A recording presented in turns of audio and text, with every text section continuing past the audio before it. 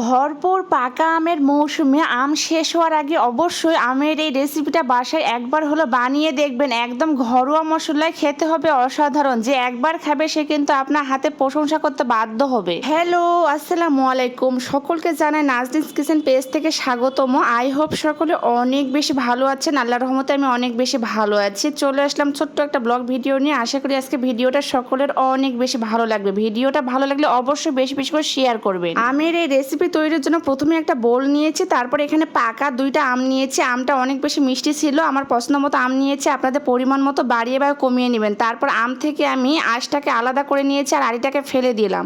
আমের পিউরি অনুযায়ী এখানে দিয়ে দিলাম 1 কাপ ময়দা। আপনারা ময়দার পরিবর্তে চালের আটাও দিতে পারেন, তবে ময়দা দিলে অনেক বেশি নরম হবে আর খেতে বেশি ভালো লাগবে। তারপরে আমি মিষ্টি খাদ্যে সামান্য একটু লবণ দিয়েছি আর মিষ্টি পরিমাণ অনুযায়ী এখানে চিনি অ্যাড করে দিয়েছি।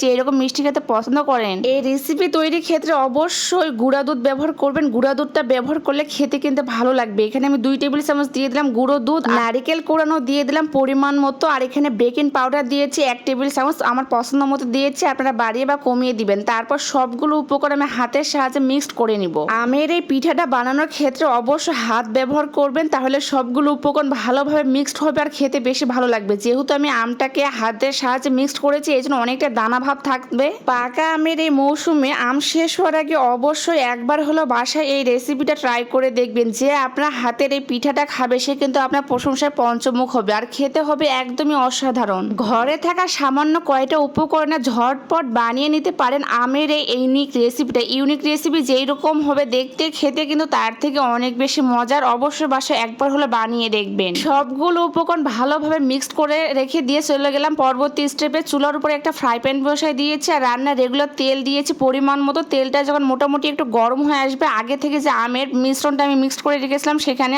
হাতের সাহায্যে আমি বড়ার শেপে ভেজে নেব। আমের এই বড়া ভাজার ক্ষেত্রে আপনারা বড় বা ছোট যে কোনো শেপে করে নিতে পারেন। আমি আমার পছন্দ মতো করে নিয়েছি, আপনারা আপনাদের পছন্দ মতো করে নিতে পারেন। আমের এই ভরপুর মৌসুমে হঠাৎ করে যদি বাসায় কোনো মেহমান চলে আসে আর ঘরে যদি পাকা আম থাকে, তাহলে ঝটপট আপনি এই রেসিপিটা বানিয়ে নিতে পারেন। আপনার প্রশংসা করতে বাধ্য হবে আর খেতে কিন্তু আসলে অসাধারণ হয়। আমার ফুল ভিডিওটি কে কোন জেলা থেকে দেখতেছেন অবশ্যই কমেন্টে জানাতে ভুলবেন না, কারণ আপনাদের এক একটা কমেন্ট আমাকে অনেক বেশি উৎসাহ দেয় আর আপনারা কমেন্ট করলে আমার ব্যক্তিগতভাবে অনেক বেশি ভালো লাগে। ঘরে যেসব সোনামণিরা একদমই আম খেতে ভালোবাসে না, তাদেরকেও এইভাবে ঝটপট ইউনিক একটা রেসিপি বানিয়ে দিবেন। আপনারা বিকেলের নাস্তা অথবা বাচ্চাদের টিফিন বক্সে কিন্তু এই রেসিপিটা ট্রাই করতে পারেন। খেতে কিন্তু আসলে অনেক ভালো হয়। এই তো লাল কালার করে সবগুলো পিঠা আমি ভেজে নিয়েছি। এই পর্যন্ত যদি কারো কাছে ভিডিওটা ভালো লাগে তাহলে অবশ্যই বেশি বেশি করে শেয়ার করে আমার পেজের পাশেই থাকবেন। আজকের মতো আল্লাহ হাফেজ।